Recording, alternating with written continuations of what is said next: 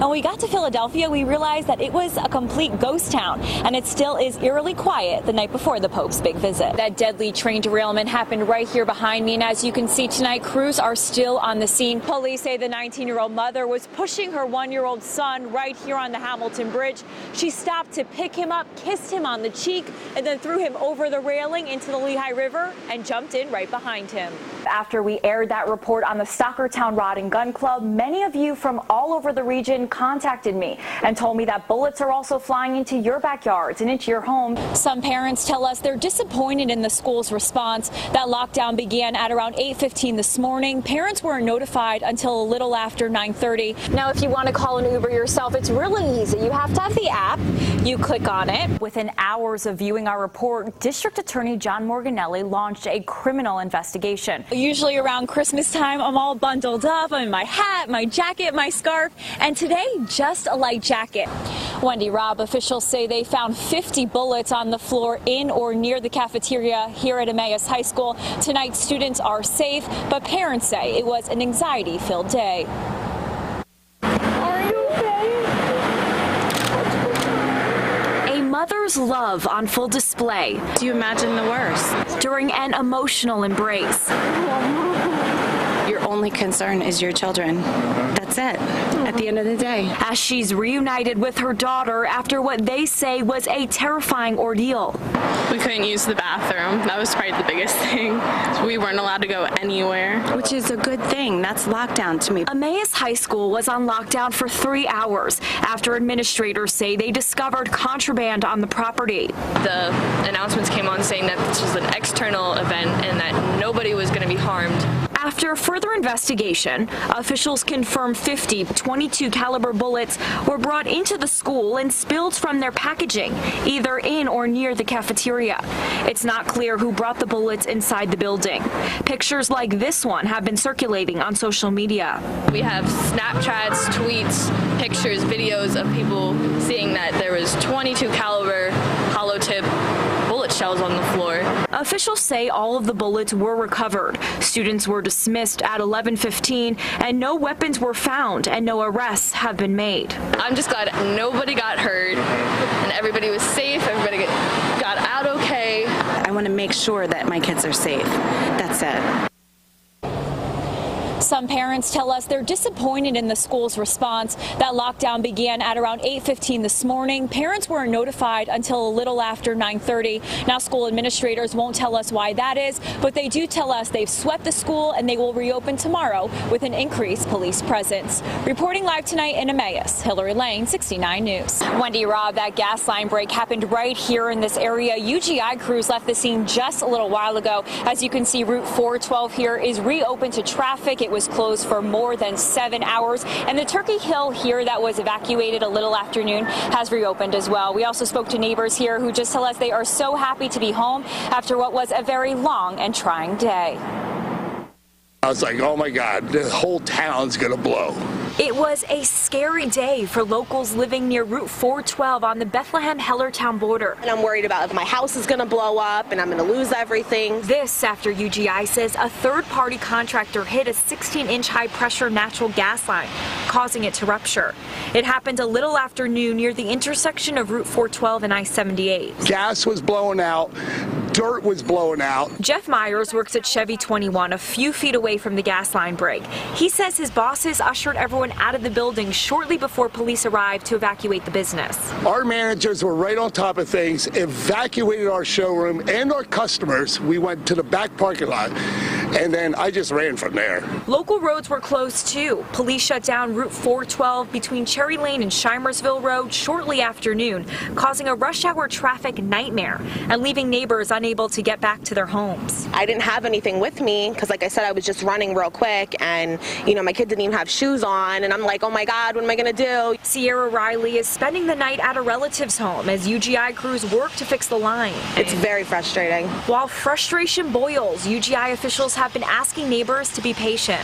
We like to move very carefully in these situations. We want to make sure that our crew on the scene is safe and everyone else in the area is safe. Again, UGI crews left the scene just a little while ago. Neighbors have been let back into their homes, and 412 here has reopened. Reporting live tonight in Bethlehem, Hilary Lane, 69 News.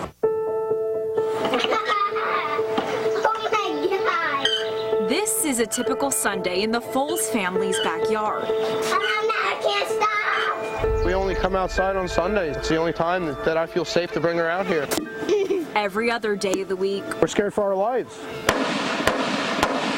with a gun range less than a mile away, My 4-year-old daughter knows what it sounds like to hear a bullet whistle past her head.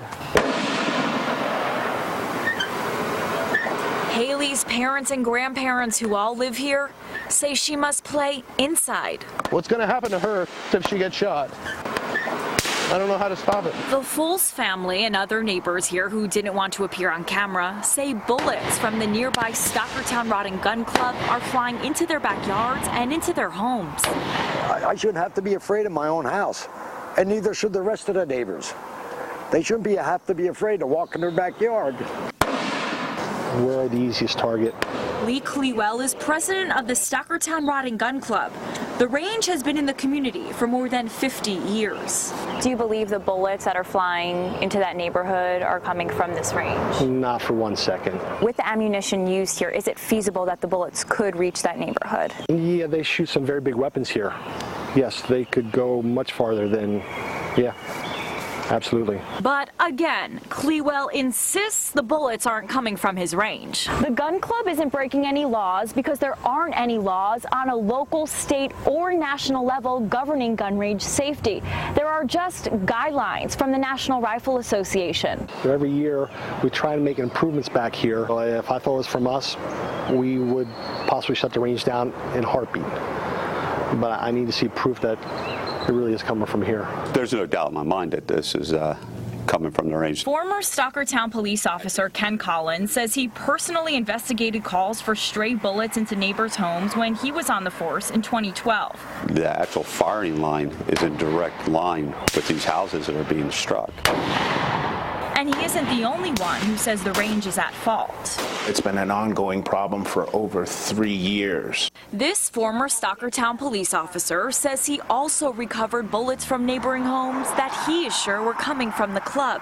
He agreed to talk to us if we hid his identity. Police chief hasn't adequately addressed the problem. Both former officers insist they approached Stockertown Police Chief Joe Slowey with their findings. He was convinced that it was not coming from the gun range. But when we approached Chief Slowey, he admitted there could be a chance the bullets were coming from the club. You're saying the bullets could possibly be coming from there? There's a possibility of anything could happen. But even with the knowledge that the bullets could be coming from the range, the two officers insist Chief Slowey told them to stop investigating. He told me not to spend any more time in any further investigation. That would be up to him. He just wanted me to do a preliminary incident on the report and place it on his desk. That was the end of it. No one has come to me directly and said, we know for a fact that these bullets are coming from the gun club. That is a falsehood. It has not happened. But we obtained the Stockertown police report from 2012. In it, a former Stockertown police officer writes that the bullets hitting the neighborhood appear to be coming from the club. Have you ever seen that police report? I have not seen that police report. So we showed him the document. Have you ever seen this report? I would have to say somewhere, if this is my police report from 2012, I have probably seen it. But didn't you say officers have never come to you before and said that this was an issue? I am saying yes. But in the report, right here on page 2, it clearly states the former police officer made contact with Chief Slowey and advised him of the call. The former officers tell us more than half a dozen police reports just like this one have been filed, where they stated the bullets appear to be coming from the club. Under Pennsylvania's right to know law, we requested access to those other documents. The chief refused to give them to us. He told us it's because this case is still under investigation. But we spoke to multiple former officers who tell us the chief told them to stop investigating any cases related to the club more than 3 years ago. He did not want me to further investigate. But when we asked the chief if he told officers not to investigate, he said, absolutely not. You have families who are nervous for their kids to play outside. Is that concerning to you? It's very concerning to me. But again, until we have the evidence in order to come to a definitive conclusion, we're going to take a day-by-day basis. But the former officers say nothing has been done to protect the neighborhood from gunfire, even though those officers say they've reported to the chief that they believe the bullets are coming from the club. I believe the police chief has a close alliance with the gun club. And that relationship includes perks for officers on the force. Any policeman out there that wants to come in and use our range, it's all open. We'll give them free memberships. Including the chief. 69 News has confirmed Slowey takes advantage of that free membership, and the Stockertown Police Department uses the range for training purposes. A business relationship the chief insists is not a conflict of interest. There's numerous gun clubs throughout the area that we could utilize. But the officers continue to shoot for free at the Stockertown Rod and Gun Club, and the department even receives money from the range. Our cameras were rolling at the town's council meeting when the department received a $500 donation from the club. It's greatly appreciated. With knowledge of this donation, we asked the chief if he really was doing his best to protect the neighborhood. That's a question that there's an impossible answer to. But these two former officers say they know the answers. It's clear that there is a problem, and it's coming from that range. Anybody in that area could be injured, could be killed from a stray bullet. We're certainly open to making mistakes. And the family says those mistakes could cost this little girl her life. I am scared for her. I'm scared for our family. If something would happen to her, I don't know what I would do. Nobody in their home.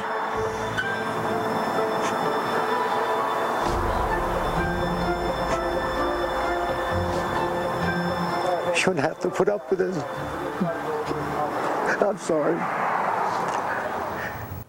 So we did some digging to find out who else can oversee the safety issues surrounding the gun range. According to the NRA, that falls under the building inspector and zone officer in each town.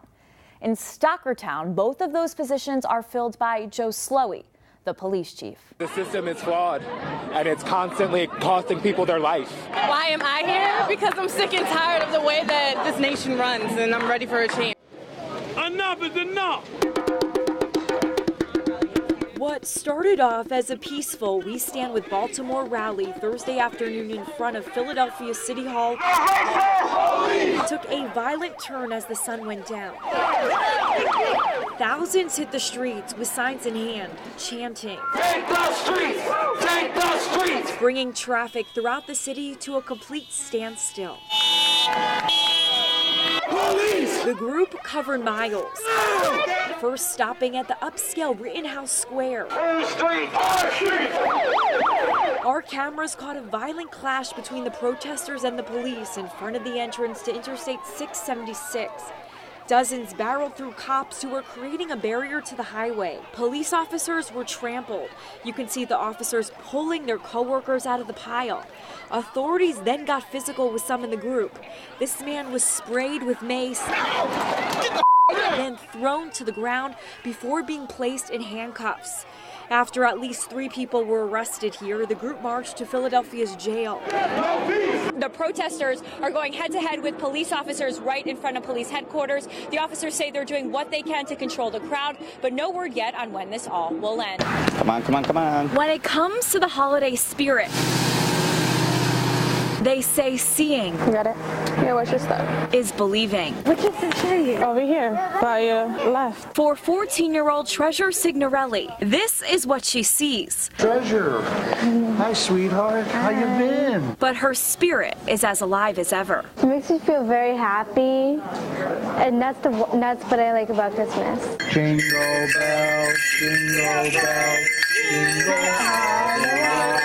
Treasure is the big sister in this big family, and for the past few years, she's been dealing with something pretty tough. What and when But she's never let it darken her spirits. It's hard. It's hard.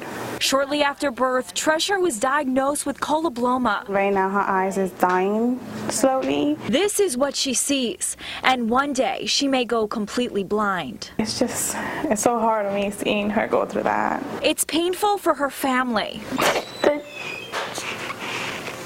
That she might not be able to see. While all this is emotional for the South Mountain Middle School honors student, you can't help but notice that light in her eyes. I'm not that scared about it because I know I have to be brave. I want to give her a lot of memories in case in the future she does lose her eyesight completely.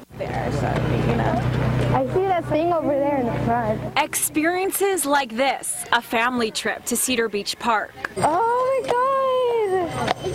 That is so cool. Treasure, what do you like about being here? I like about the lights and how they're moving. It's very beautiful. While these displays dazzle the eyes, they're amazing, especially how some of them move. Treasure says the holiday experience. I like it that we get to see the lights, we get to spend time together, that we get to give. Lights up her heart. This is amazing, Mommy. I'm very happy. In Allentown, Hilary Lane, 69 News. Good evening, I'm Hilary Lane. Local residents can now breathe a sigh of relief. That wildfire that's been raging for weeks in the Poconos is now 100% contained. 1 week after a fatal shooting in a Montgomery County church, the community is coming together. We all know it could be a little scary going to the doctor's office, especially for young kids. That's why a group of local doctors have started a clinic, a new one of sorts. Officials are continuing their investigation into a fire that killed 3 people, including 1 child. The coroner says it could be weeks until we learn the identity of the 3 victims of that fiery crash in Bethlehem. Will the sunshine finally make an appearance after a long stretch of rain and wind?